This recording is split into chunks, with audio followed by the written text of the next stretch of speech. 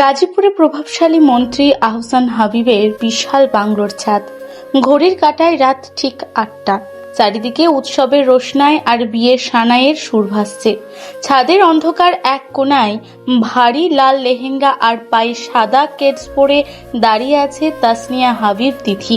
তার সামনে কাচুমাচু হয়ে দাঁড়িয়ে আছে তার ব্যক্তিগত বডিগার্ড কুদ্দুস আলী, যার গ্রামের বাড়ি জামালপুর। দড়িটা শক্ত করে বেঁধেছিস তো কুদ্দুস? আফা, আমার হাত কাঁপতেছে। কুদ্দুস তোতলাতে তোতলাতে ছাদের পিলারের সাথে মোটা নাইলনের দড়ি পেঁচাতে থাকে। হাত কাঁপলে পা দিয়ে বাত, কিন্তু গিট খুললে তুই শেষ। মন্ত্রী সাহেব আমার জ্যান্ত বইটা ফেলবো আফা। আমার জামালপুরের বউ পোলাপান এতিম হয়ে যাইব। আর আমি কি তোকে বিরিয়ানি খাওয়াবো? তুই রাখবি নাকি আমি তোকে ছাদ থেকে ধাক্কা দিয়ে ফেলে দেবো? তিথি চোখ রাঙিয়ে তাকায়। কুদ্দুস ভয়ে ঢোক গিলে দড়ির গিট চেক করতে থাকে। কিন্তু আফা, এই দায়িত্বে আপনি কই যাইবেন? যেদিকে দুই চোখ যায় চলে যাব। ওই দুর্নীতিবাজ এমপির গন্ডার মার্কা ছেলের সাথে আমি কিছুতেই এঙ্গেজমেন্ট করব না। পোলা তো আফা দেখতে মাশাআল্লাহ ভালোই, সরকারি বড় চাকরিও করে। তুই চুপ করবি? সরকারি চাকরি করে তো কি হয়েছে? ওর মাথায় তো ঘিলু নেই, সব গোবর। আর আমার বয়স মাত্র 17, আমি এখন বিয়ে করব কেন? তিথি বিরক্ত হয়ে নিজের লেহেঙ্গার কুচি দুই হাতে একটু ওপরে তুলে ধরে। আফা, আপনার এই জামার ওজন তো মনে হয় 20 কেজি। এটা বইটা দড়ি দিয়ে কেমনে নামবেন? ওজন 20 কেজি না, 25 কেজি। আর এটা আমি খুলতে পারবো না, কারণ এটার ভেতরে হাজার হাজার সেফটি পিন মারা আছে। তোরে কেডস জুতা ও কো আফা, নিজে তো সবাই আপনারে হাই হিল পয়রা খুঁজতেছে, আর আপনি নিজে এঙ্গেজমেন্ট রেখে পাইলাইতেছে। হাই হিল পরে কেউ দেওয়াল টপকাতে পারে গাধা? তুই জলদি দড়িটা নিচে ফেল। কুদ্দুস কাপা কাপা হাতে দড়ির এক প্রান্ত ছাদের কার্নিস দিয়ে নিচে ঝুলিয়ে দেয়। আফা, আমার বুকের ভিতর কেমন ধরফর করতেছে। আমি একটু পানি খামু? একদম না, তুই দড়িটা শক্ত করে ধরে থাকবি। আমি নিচে নেমে টান দিলে তবে ছাড়বি, বুঝতে পেরেছিস? জি আফা, কিন্তু আপনি নামার পরে আমি কি করুম? তুই সোজা নিচে গিয়ে সবাইকে বলবি আমি বাথরুমে ঢুকে দরজা আটকে দিয়েছি। ব্যাস, বাকিটা আমি বুঝবো। তিথি লেহেঙ্গার ভারী কাপড় কোমরে গুজে নিয়ে ছাদের কার্নিশে উঠে বসে। নিচে ঘুটঘুটে অন্ধকার বাগান। আমি নামছি কুদ্দুস, দড়ি ছাড়িস না কিন্তু। আল্লাহর নাম লাইয়া নামেন আফা, আমি এই সপ্তাহে বইটা ধরছি। তিথি দড়ি ধরে ধীরে ধীরে নিচের দিকে নামতে শুরু করে। লেহেঙ্গার ভারে তার হাত ছিলে যাওয়ার উপক্রম হয়। কুদ্দুস ছাদের ওপর থেকে প্রাণপণ শক্তিতে দড়ি ধরে রাখে, কিন্তু কয়েক সেকেন্ড পরেই তিথির হাতের গ্রিপ ফসকে যেতে শুরু করে। ওরে বাপরে, এত ভার কেন এই ড্রেসটার? তিথি বিড়বিড় করে বলে। তার হাত থেকে দড়ি পিছলে যেতে থাকে। সে বুঝতে পারে আর কয়েক সেকেন্ডের মধ্যেই সে সোজা নিচে গিয়ে পড়বে। এদিকে ছাদ থেকে নামার এই ধস্তাধস্তির মাঝে সময় গড়িয়ে রাত 8:30 বেজে যায়। প্রাসাদের পেছনের অন্ধকার বাগানে তখন একদম শুনশান নীরবতা।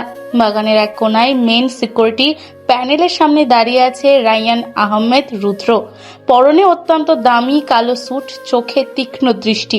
রুদ্র পেশায় স্পেশাল ইন্টেলিজেন্সের একজন তুখোড় অফিসার এবং আজকের গল্পের নায়ক।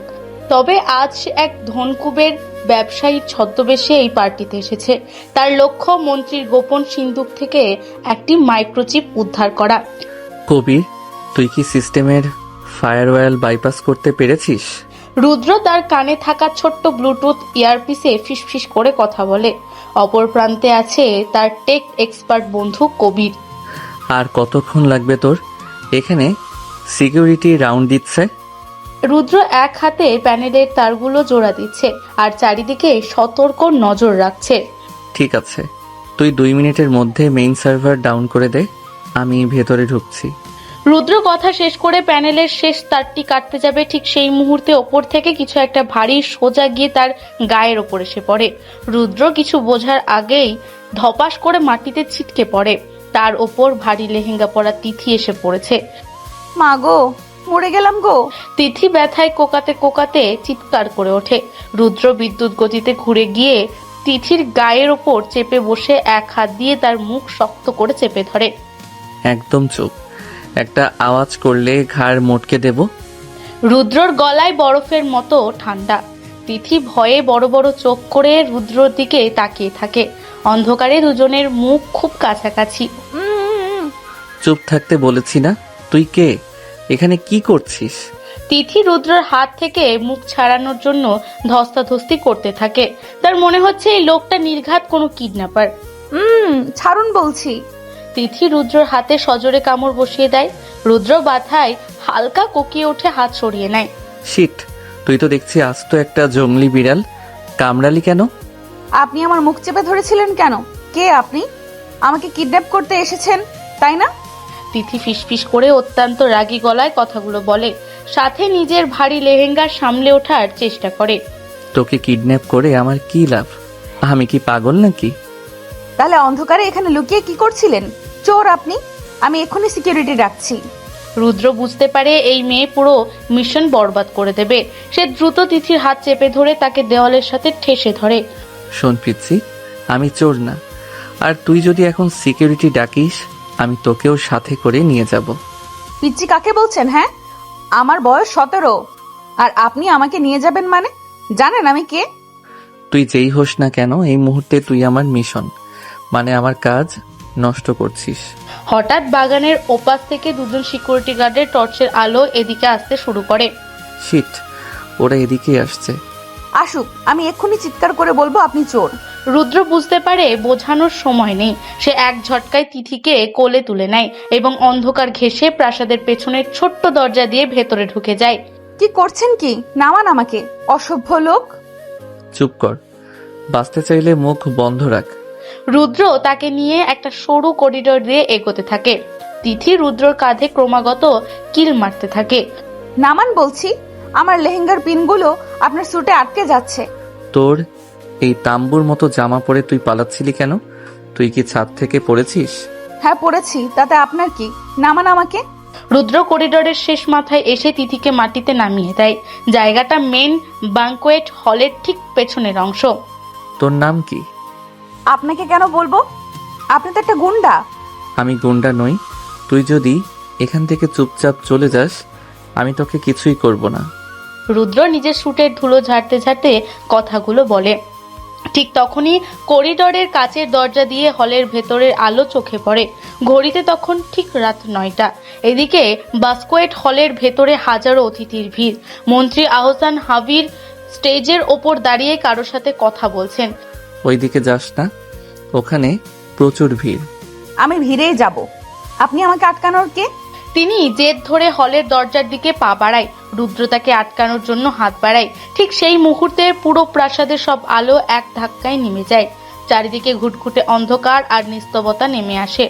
কি হলো? কারেন্ট চলে গেল কেন? চুপ, একদম কথা বলবি না। রুদ্রর ইন্টেলিজেন্স মাইন্ড সাথে সাথে অ্যালার্ট হয়ে যায়। সে বুঝতে পারে এটা সাধারণ লোডশেডিং নয়। অন্ধকারের ভেতর হঠাৎ পুপ পুপ করে দুটো চাপা আওয়াজ হয়। রুদ্র জানে এটা সাইলেন্সার লাগানো পিস্তলের আওয়াজ। হলের ভেতর থেকে কাঁচ ভাঙার শব্দ আর মানুষের তীব্র চিৎকার ভেসে আসে।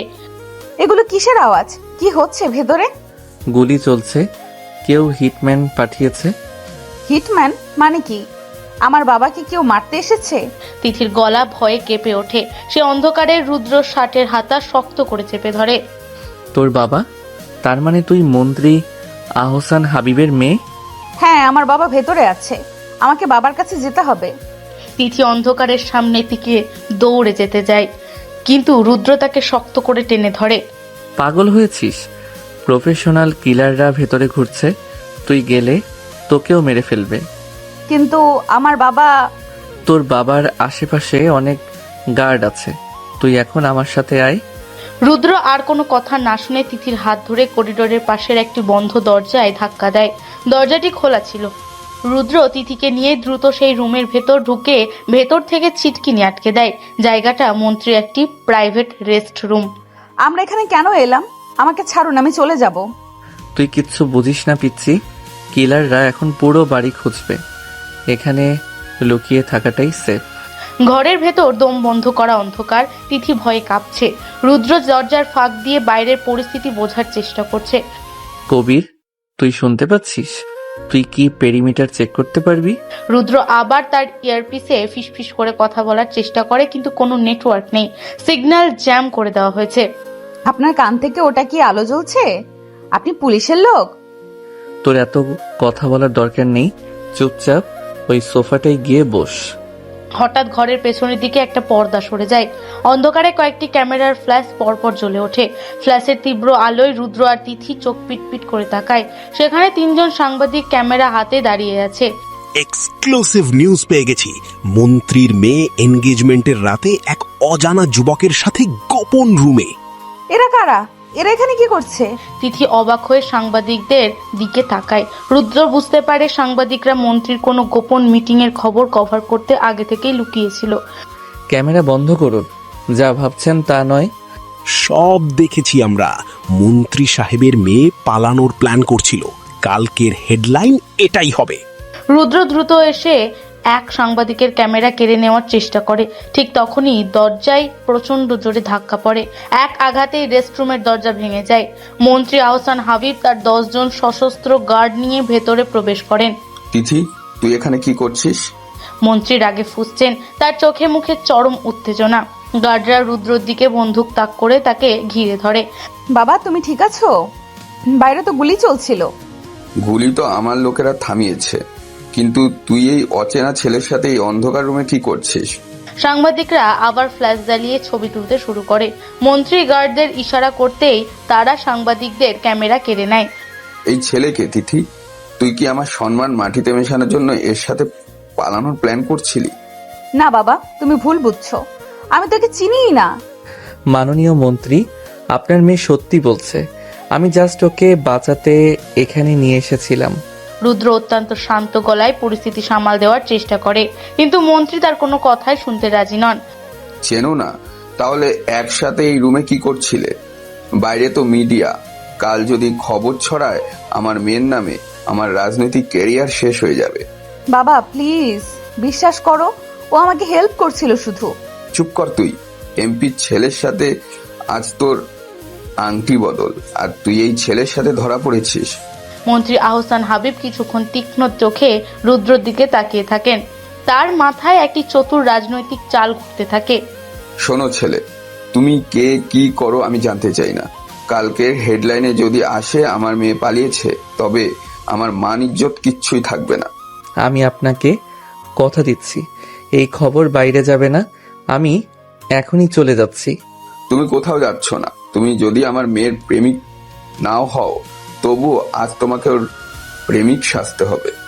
কি বলছো এসব বাবা? তুমি কি পাগল হয়ে গেলে? তিথি আতঙ্কে চিৎকার করে ওঠে। রুদ্রর কপালেও চিন্তার ভাঁজ পড়ে। সে আন্ডারকভার মিশনে আছে। এখন এই ঝামেলায় জড়ালে সব শেষ হয়ে যাবে। পাগল আমি হইনি। মিডিয়া দেখছে তোমরা একসাথে। এখন যদি বলি তোমরা বিয়ে করতে যাচ্ছিলে এবং আমি রাজি হয়েছি, তাহলে কেবল সম্মানই বাঁচবে। অসম্ভব। আমি আপনার মেয়েকে বিয়ে করতে পারবো না। আমার নিজের একটা জীবন আছে। রুদ্র কড়া গলায় প্রতিবাদ করে। মন্ত্রীর সাথে সাথে নিজের কোমর থেকে একটা রিভলভার বের করে রুদ্রর কপালে ঠেকায়। তোমার জীবন এখন আমার হাতের মুঠোয়। হয় তুমি এই মুহূর্তে কাজী ডেকে আমার মেয়েকে বিয়ে করবে, নয়তো আজ রাতেই এনকাউন্টারে মারা পড়বে। বাবা প্লিজ ওকে মেরো না, আর আমি ওকে বিয়ে করতে পারবো না। তোর কোনো কথা আমি শুনবো না তিথি। এই গার্ড, জলদি কাজীকে হলের ভেতর থেকে এখানে নিয়ে আয়। গার্ডরা দৌড়ে যায়। রুদ্র বুঝতে পারে এখন প্রতিবাদ করলে তার আসল পরিচয় ফাঁস হয়ে যাবে এবং মিশন পুরোপুরি ফেল করবে। আপনি আমাকে ব্ল্যাকমেইল করছেন মন্ত্রী সাহেব। এর ফল কিন্তু ভালো হবে না। হলের চিন্তা আমি পরে করব, আগে আমার সম্মান বাঁচুক। কয়েক মিনিটের মধ্যে একজন কাজীকে ধরে আনা হয়। কাজীর হাত পা ভয়ে কাঁপছে। মন্ত্রী সাহেব, এখানেই বিয়া পড়ামো? হ্যাঁ, এখনই পড়াও, আর জলদি করো। রুদ্র আর তিথি পাশাপাশি দাঁড়ায়। দুজনের মুখেই চরম অস্বস্তি আর বিরক্তি। তিথি বারবার রুদ্রর দিকে আর চোখে তাকাচ্ছে। আপনি কিছু একটা করুন না। আপনি না গুন্ডা, মারুন না এদের। তিথি ফিসফিস করে রুদ্রকে বলে।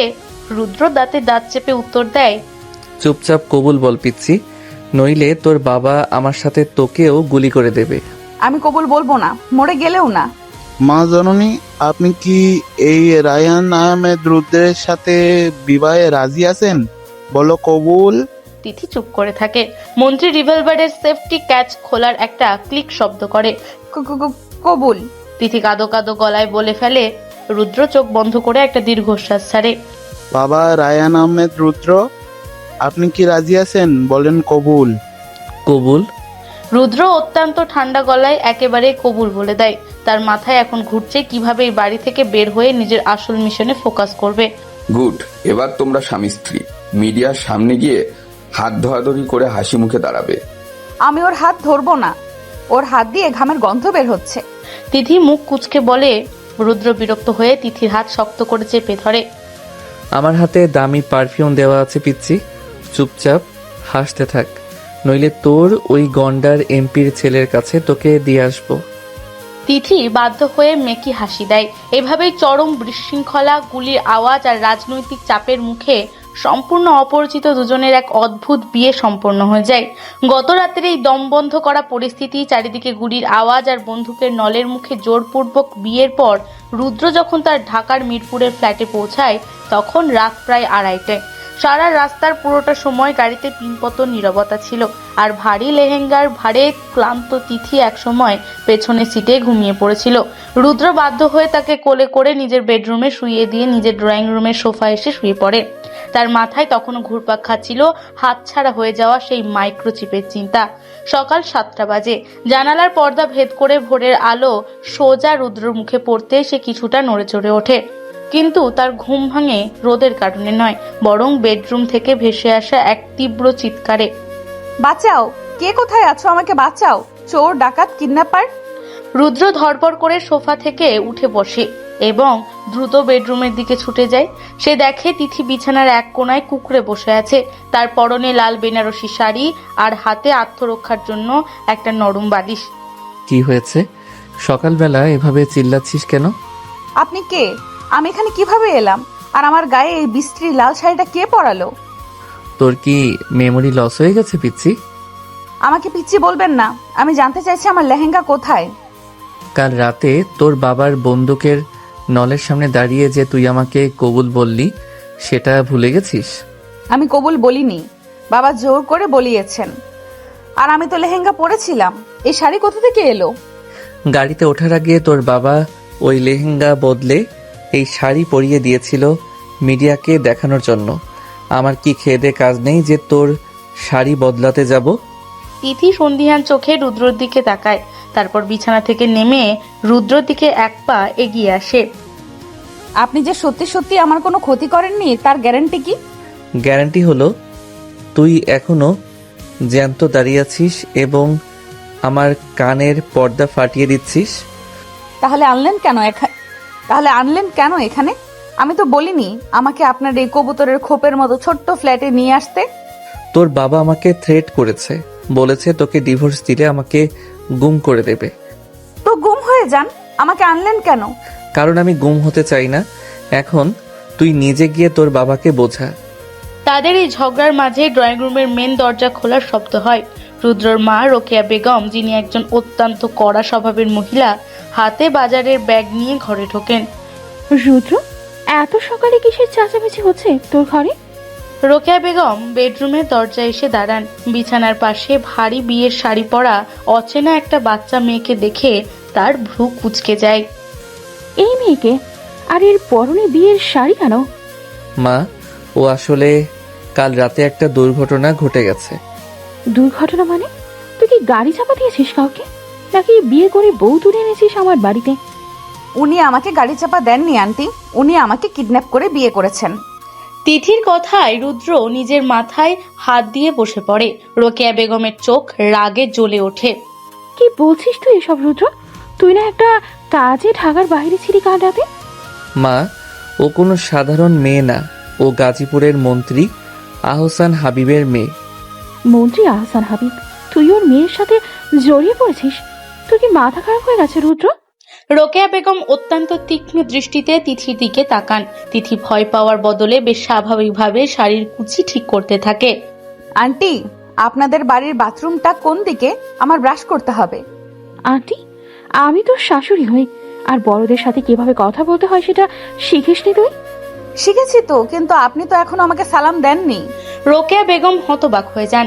রুদ্র অবাক হয়ে তিথির দিকে তাকায়। এ মেয়ে, বলে কি আমি তোকে সালাম দেব? তুই বয়সে ছোট হয়ে আমাকে সালাম দিবি, উল্টো তুই আমার কাছে সালাম চাইছিস?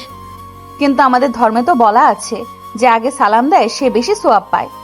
তুই আমাকে স্বভাব কামানো শেখাচ্ছিস? তোর বাবা তোকে এই শিক্ষা দিয়েছে? বাবা তো পলিটিক্স করে, সোয়াব কামানোর সময় কোথায় ওনার? তাই ভাবলাম আমি আপনাকে সুযোগটা দেই। রুদ্র হাসি চেপে অন্যদিকে মুখ ঘুরিয়ে নেয়। রোকেয়া বেগম রাগে গজগজ করতে করতে হাতের ব্যাগটা সোফায় ছুঁড়ে মারেন।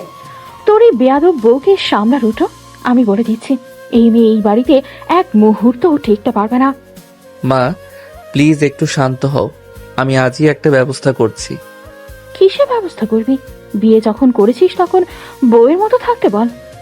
মা ও তো কিছুই বোঝে না, ওকে দিয়ে কি করাবে? যা মেয়ে, রান্নাঘরে গিয়ে আমার আর তোর স্বামীর জন্য চা বানিয়ে নিয়ে আয়। দেখি মন্ত্রীর মেয়ে কেমন কাজ পারে। রোকেয়া বেগম গটগট করে নিজের ঘরের দিকে চলে যান। তিথি গাল ফুলিয়ে রুদ্রর দিকে তাকায়। আমি চা বানাতে পারি না, আর আমি আপনার বউও না। তোর পারতে হবে না, তুই শুধু রান্নাঘরে গিয়ে চুপচাপ দাঁড়িয়ে থাক। আমি কেন দাঁড়িয়ে থাকবো? আমার খিদে পেয়েছে। আমি 10 মিনিট পর গিয়ে বানিয়ে আনছি। মায়ের সামনে আর কোনো সিন ক্রিয়েট করিস না। রুদ্র ওয়াশরুমের দিকে পা বাড়ায়। তিথি মুখ বাঁকিয়ে রান্নাঘরের দিকে হাঁটা দেয়। ভারী শাড়ির কারণে সে ঠিক মতো হাঁটতেও পারছে না। রান্নাঘরে ঢুকে তিথি এদিক ওদিক তাকায়। তার প্রচন্ড ক্ষুধা পেয়েছে। চুলার ওপর চায়ের হাঁড়ি রাখা, কিন্তু সেদিকে তার কোনো ভ্রুক্ষেপ নেই। এদের ফ্রিজে কি কোনো মানুষের খাবার নেই? সব তো দেখি কাঁচা মাছ আর মাংস। তিথি ফ্রিজ ঘেটে একটা দুধের প্যাকেট বের করে। তারপর ক্যাবিনেট খুঁজে এক বয়াম কোকো পাউডার আর চিনি বের করে ফেলে। চা খাবে তারা? আমার এখন চকলেট মিল্কশেক খেতে মন চাইছে। তিথি ব্লেন্ডারের জগ বের করে দুধ, চিনি আর কোকো পাউডার একসাথে মিশিয়ে বোতাম টিপে দেয়। প্রচন্ড শব্দে ব্লেন্ডার চলতে শুরু করে। অন্যদিকে রুদ্র ওয়াশরুম থেকে বের হয়ে নিজের ঘরে আসে। তার ফোনটা তখন ভাইব্রেট করছিল। স্ক্রিনে তার কলিগ কবিরের নাম ভাসছে। হ্যালো কবির, বল। দোস্ত, কাল রাতে মিশন তো পুরো ফেল, কিন্তু তুই ওইখানে থেকে পালালি কিভাবে? আমি পালাইনি, আমি ফেঁসে গেছি। ফেসে গেছিস মানে কি? কেউ কি তোকে চিনে ফেলেছে? কেউ চেনেনি, কিন্তু আমাকে মন্ত্রীর মেয়েকে বিয়ে করে বাড়ি ফিরতে হয়েছে। কি বলছিস তুই? পাগল হয়ে গেলি নাকি? স্পেশাল ইন্টেলিজেন্সের অফিসার হয়ে মিশনে গিয়ে মিশন সাকসেস না করে তুই টার্গেটকেই মেয়েকে বিয়ে করে ফেলেছিস? আস্তে কথা বল, আমি ইচ্ছে করে করিনি। মন্ত্রী মিডিয়ার সামনে বন্দুক ঠেকিয়ে বিয়ে পড়িয়েছে। তাহলে এখন ওই মেয়ে কোথায়? তুই কি ওকে তোর ফ্ল্যাটে নিয়ে গেছিস? হ্যাঁ, আর কোথায় আনবো? মা তো সকাল থেকে আমাকে বকাঝকা শুরু করেছে। মা তো বকবেই। তা মেয়েটা কেমন দেখতে? কি খুব সুন্দর? তুই চুপ করবি কবির? মেয়েটার বয়স মাত্র 17, দেখতে একদম বাচ্চাদের মতো, আর ওর বুদ্ধি শুদ্ধিও বাচ্চাদের মতোই। যাই হোক, এখন ওকে নিয়ে কি করবি? হেডকোয়ার্টারে জানাজানি হলে তো তোর চাকরি নিয়ে টানাটানি হবে। আমি ওকে 2-1 দিনের মধ্যেই ওর বাবার কাছে পাঠিয়ে দেব। তুই শুধু কাল রাতের সিসিটিভি ফুটেজগুলো জোগাড় কর। ঠিক আছে, আমি দেখছি। তুই সাবধানে থাকিস। রুদ্র ফোনটা পকেটে রেখে একটা দীর্ঘশ্বাস ছাড়ে। ড্রয়িং রুমের দিক থেকে সে কোনো শব্দ শুনতে পাচ্ছে না। সে ভেবেছিল মেয়েটা হয়তো রান্নাঘরে চুপচাপ দাঁড়িয়ে আছে। রুদ্র ড্রয়িং রুমে এসে যে দৃশ্য দেখে তাতে তার চোখ কপালে ওঠার উপক্রম হয়। তিথি ড্রয়িং রুমের সোফায় পা তুলে বসে আছে। তার কোলে একটা বিশাল কাচের গ্লাস, যার ভেতরে গাঢ় বাদামি রঙের চকলেট মিল্কশেক, আর টিভির স্ক্রিনে বিকট শব্দে টম অ্যান্ড জেরি কার্টুন চলছে। তুই এটা কি করছিস? তুই দেখছেন না টম এখন জেরিটাকে ধরবে? মা তোকে চা বানাতে বলেছিল না? আমি তো চা খাই না। তুই খাস না, কিন্তু মা তো খায়। তুই এই আইসক্রিম মার্কা জিনিস বানিয়ে কার্টুন দেখছিস কেন? প্রথমত এটা আইসক্রিম না, এটা চকলেট মিল্কশেক।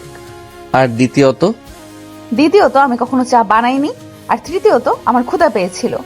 তোর ক্ষুধা পেয়েছে বলে তুই একা একাই বানিয়ে খাবি? মা ভেতরে বসে তোর চায়ের জন্য অপেক্ষা করছে। ঠিক তখনই রোকেয়া বেগম ড্রয়িং রুমে ঢোকেন। তিনি তিথির হাতের গ্লাস আর সোফায় পা তুলে বসার ভঙ্গি দেখে রীতিমতো থমকে যান। চা কোথায়?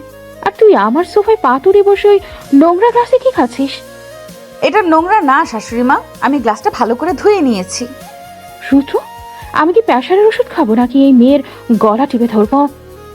মা তুমি প্লিজ রুমে যাও, আমি তোমার জন্য চা বানিয়ে আনছি। ওর মাথা ঠিক নেই। ওর মাথা ঠিক নেই মানে কি? তুই ওকে আমার বাড়ি থেকে বের কর। আমি ব্যবস্থা করছি মা, তুমি একটু শান্ত হও। রুদ্র মাকে কোনো মতে বুঝিয়ে তার রুমে পাঠিয়ে দেন। তারপর ফিরে এসে তিথির সামনে সেন্টার টেবিলের ওপর ঝুঁকে দাঁড়ায়। শোন পিচ্ছি, তুই কি ইচ্ছে করে আমাকে বিপদে ফেলার চেষ্টা করছিস? আমি কি করলাম? আমি তো শুধু আমার খাবার খাচ্ছিলাম। তুই আমার মায়ের সামনে বেয়াদবি করছিস। উনি এমনিতেই হাই প্রেশারের পেশেন্ট। আপনার মা তো এসেই আমার সাথে খারাপ ব্যবহার শুরু করেছেন। আমি তো ওনাকে কিছু বলিনি। তুই একটা কথা মাথায় রাখ, এই বিয়েটা একটা চুক্তি ছাড়া আর কিছুই না। আমি তো আর আপনাকে ভালোবেসে বিয়ে করিনি। পরিস্থিতি ঠান্ডা হলে আমি তোকে তোর বাবার কাছে দিয়ে আসবো। আমি আর ওই বাড়িতে ফিরে যাব না। ওই লোকটা আমার আসল বাবা না। রুদ্র চমকে ওঠে। তিথির গলার স্বর হঠাৎ করে একদম পাল্টে গেছে। সেই বাচ্চা স্বভাবের কোনো লেশ নেই তার কথায়। তার মানে মন্ত্রী আহসান হাবিব তোর বাবা না? না, উনি আমাকে দত্তক নিয়েছিলেন। কাল রাতে যে গুলি চলছিল ওটা ওনাকে মারার জন্য নয়? না, ওটা আমাকে মারার জন্য এসেছিল। রুদ্র গভীরভাবে তিথির চোখের দিকে তাকায়। সে বুঝতে চেষ্টা করছে মেয়েটা সত্যি বলছে কিনা। তোকে মারতে আসবে কেন কেউ? তোর মতো একটা পিচ্চি মেয়ের সাথে কার কি শত্রুতা থাকতে পারে? সেটা আমি আপনাকে কেন বলবো? আপনি তো একটা সাধারণ পুলিশ অফিসার। আমি পুলিশ অফিসার না। আমি জানি আপনি কি। আপনি কি আমাকে বাঁচাতে পারবেন? তুই আমার পেশা সম্পর্কে কিভাবে জানলি? আমি তো তোকে বলিনি। রুদ্রর পেশি শক্ত হয়ে ওঠে। সে দ্রুত তিথির দিকে একটু এগিয়ে গিয়ে বসে। তার চোখে এখন সন্দেহের ছায়া। কাল রাতে যখন আপনার পকেটে আমার হাত লেগেছিল তখন আমি আপনার আইডির ব্যাজটা ছুঁয়েছিলাম। ব্যাট ছুঁয়ে তুই বুঝে গেলি আমি কে? ওই ধরনের মেটাল বেস শুধু স্পেশাল ইন্টেলিজেন্সের ফোর্সের লোকেরাই ব্যবহার করে। তুই তো দেখছি বাইরে থেকে যতটা বোকা সাজিস, আসলে ততটা বোকা নোস। বোকা হলে কি আর সেই মন্ত্রীর বাড়িতে এত বছর বেঁচে থাকতে পারতাম? তিথি মিল্কশেকের গ্লাসটা টেবিলের ওপর রেখে রুদ্রর দিকে সরাসরি তাকায়। তার চোখে একটা বয়স্ক মানুষের মতো পরিপক্কতা। তোর আসল পরিচয় কি তিথি? সেটা এখন আপনার জানার দরকার নেই। আর তোর বাবা যদি তোকে দত্তক নিয়ে থাকে তাহলে কাল রাতে মিডিয়ার সামনে ওরকম নাটক করলো কেন? কারণ আমার নামে অনেক টাকা আছে। আমি মরে গেলে ওই টাকা উনি পাবেন না। কত টাকা? আপাতত সেটা না জানলেও চলবে। আপনি শুধু আমাকে একটা কথা বলুন। কি কথা? আপনি কি আমাকে প্রোটেকশন দিতে পারবেন? রুদ্র কিছুক্ষণ চুপ করে থাকে। সে বুঝতে পারে সে এক বিশাল গ্যাংয়ের মাঝে ফেসে গেছে। এই মেয়েটার মধ্যে কোনো গভীর রহস্য আছে। আমি কেন তোকে প্রোটেকশন দেব? আমার নিজের কাজ আছে। কারণ আপনি এখন আমার লিগ্যাল হাজবেন্ড। আমাকে রক্ষা করা আপনার দায়িত্ব। তিথির কথা শুনে রুদ্র একটা তাচ্ছিল্যের হাসি হাসে। কাল রাতের ওই বন্দুকের জোরের বিয়েকে আমি বিয়ে মানি না।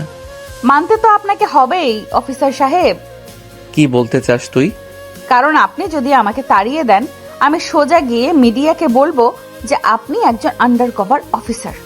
তুই আমাকে ব্ল্যাকমেইল করছিস? আপনি এটাকে ব্ল্যাকমেইল বলতে পারেন, আবার মিউচুয়াল বেনিফিটও বলতে পারেন। তোর সাথে আমার কিসের বেনিফিট? আমি আপনাকে আপনার মিশনে সাহায্য করব আর আপনি আমাকে বাঁচিয়ে রাখবেন। রুদ্র অবাক হয়ে মেয়েটার দিকে তাকিয়ে থাকে। কয়েক মিনিট আগেও যে মেয়েটা চকলেট মিল্কশেক খেয়ে কার্টুন দেখছিল সে এখন একটা ঠান্ডা মাথার পলিটিশিয়ানের মতো। আমার মিশনে তুই কিভাবে সাহায্য করবি? তুই তো একটা বাচ্চা মেয়ে। আমি বাচ্চা মেয়ে হতে পারি, কিন্তু ওই বাড়ির সিকিউরিটি সিস্টেম আমার নখদর্পণে। আর কি জানিস তুই? বাবার সিন্ধুকের পাসওয়ার্ড আর সব কালো টাকার হিসেব আমি জানি। রুদ্র চোখ চকচক করে ওঠে। সে যে মাইক্রোচিপটা চুরি করতে গিয়েছিল সেটা এই মেয়েটার সাহায্য ছাড়া পাওয়া প্রায় অসম্ভব। তার মানে তুই আমাকে ওই মাইক্রোচিপটা এনে দিবি? হ্যাঁ দেব, কিন্তু তার আগে আপনাকে আমার একটা শর্ত মানতে হবে। কি শর্ত? আমাকে শাড়ি পরা শিখিয়ে দিতে হবে। রুদ্রর সিরিয়াস মুডটা আবার এক মুহূর্তে উধাও হয়ে যায়। সে বিরক্তিতে নিজের কপাল ঘষতে থাকে।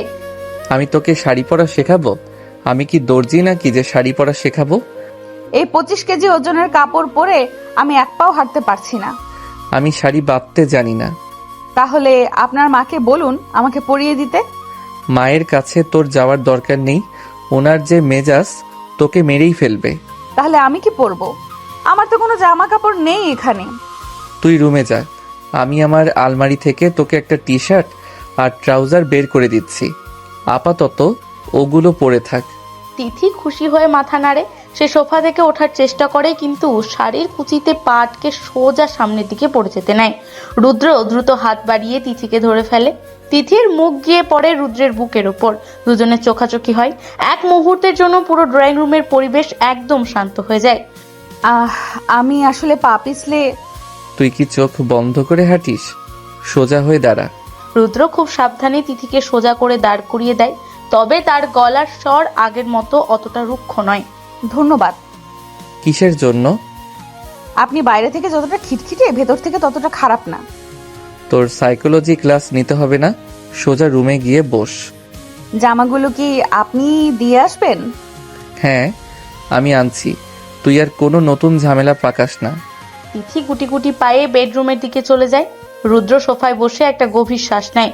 তার কোল্ড ব্লাডেড ইন্টেলিজেন্স লাইফে এই পিচ্চি মেয়েটা যে এক বিশাল সাইক্লোন নিয়ে এসেছে, সেটা সে খুব ভালো করেই বুঝতে পারছে। কিছুক্ষণ পর রুদ্র তার আলমারি ঘেটে একটা কালো রঙের ওভারসাইজ টি শার্ট আর একটা ধূসর রঙের ট্রাউজার বের করে বেডরুমের দিকে যায়। দরজা খোলা কেন? দরজা আটকে কাপড় চেঞ্জ করবি তো? আমি তো এখনো কাপড় খুলিনি, আটকে কি করব?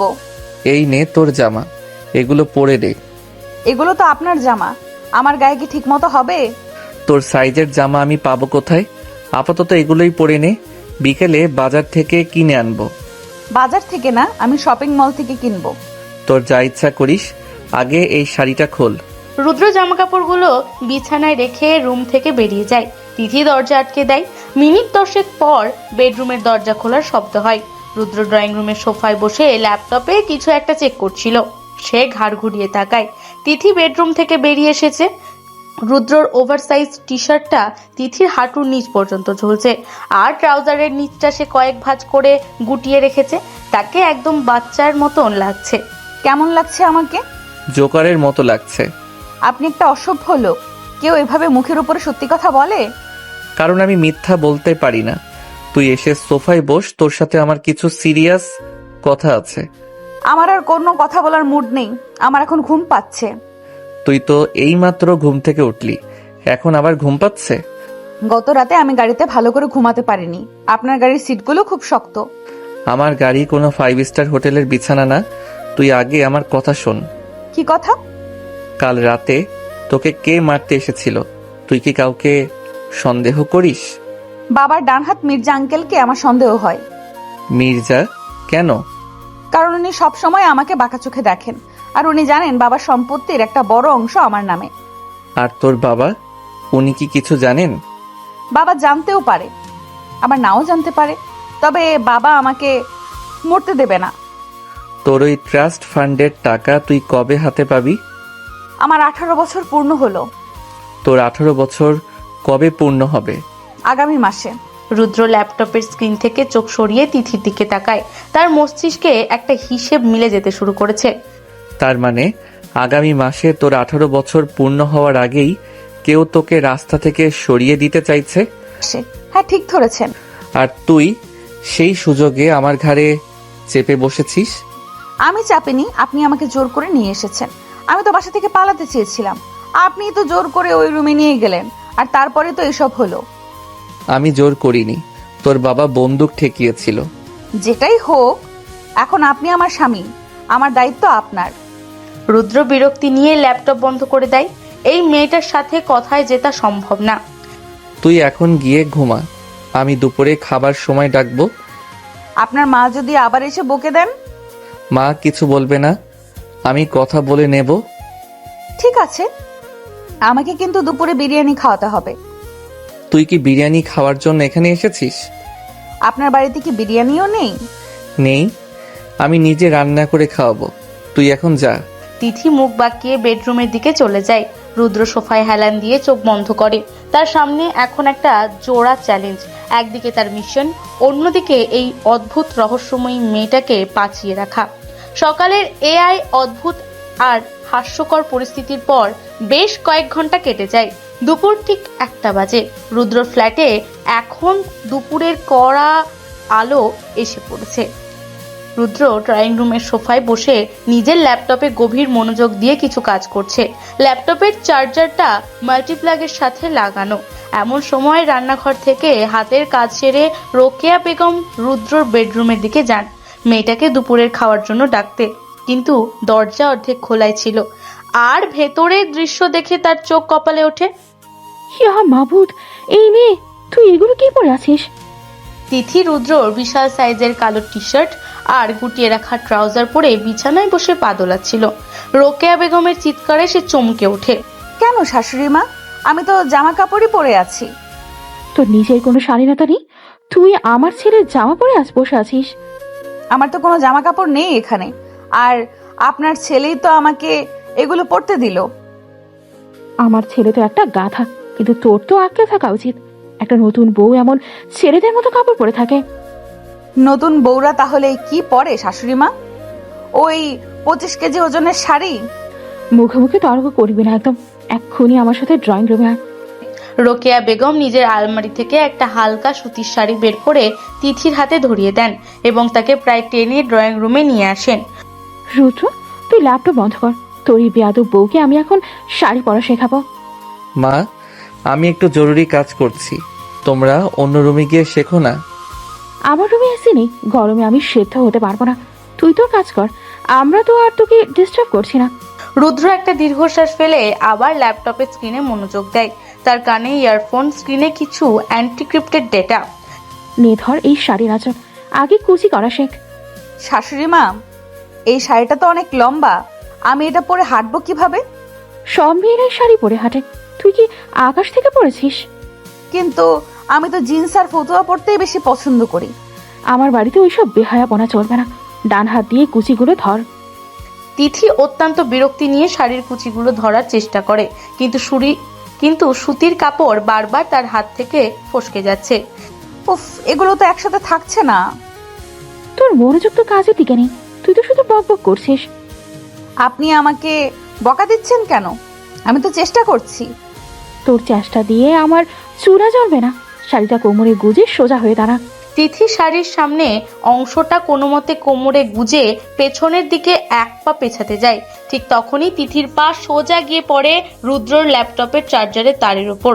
তারে টান পড়তে সেন্টার টেবিল থেকে ল্যাপটপ সোজা মেঝেতে আছড়ে পড়ে। বিকট একটা শব্দ হয়। রুদ্রর ল্যাপটপের স্ক্রিন থেকে সাথে সাথে কালো হয়ে যায়। পুরো ড্রয়িং রুমে পিনপতন নীরবতা নেমে আসে। আল্লাহ গো, এই মেয়ে তো দেখছি সাক্ষাৎ একটা আপদ। রুদ্রর চোয়ালের পেশি শক্ত হয়ে যায়। সে ধীরে ধীরে সোফা থেকে উঠে দাঁড়ায় এবং মেঝেতে পড়ে থাকা ল্যাপটপের দিকে তাকায়। তুই এটা কি করলি? আমি তো ইচ্ছে করে করিনি, আমার পা আটকে গেছিল। তোর কি চোখ নেই? তুই দেখতে পাস না নিচে তার পড়ে আছে? আমি তো শাড়ির দিকে তাকিয়েছিলাম।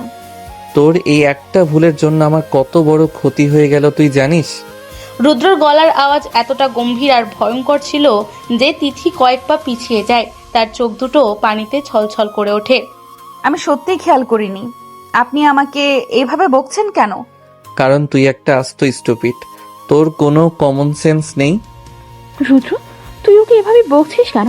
ও তো শাড়ি পরতে গিয়ে যা পা পিছড়ে। মা, তুমি চুপ করো, ওর জন্য আমার ইম্পর্টেন্ট কাজটা নষ্ট হয়ে গেল। তিথি মাথা নিচু করে দাঁড়িয়ে থাকে, তার ঠোঁট কাঁপছে। রুদ্র রাগে ফুঁসতে ফুঁসতে তিথির দিকে এক পা এগোতেই সে থেমে যায়। তিথি ধীরে ধীরে মুখ তুলে রুদ্রর দিকে তাকায়। মেয়েটার চোখে জল টলটল করছে, কিন্তু রুদ্রর চোখ আটকে যায় অন্য একটা জায়গায়। তিথির চোখের দৃষ্টিতে শুধু ল্যাপটপ ভাঙার অপরাধ বোধ নেই, সেখানে একটা গভীর আদিম আতঙ্ক লুকিয়ে আছে।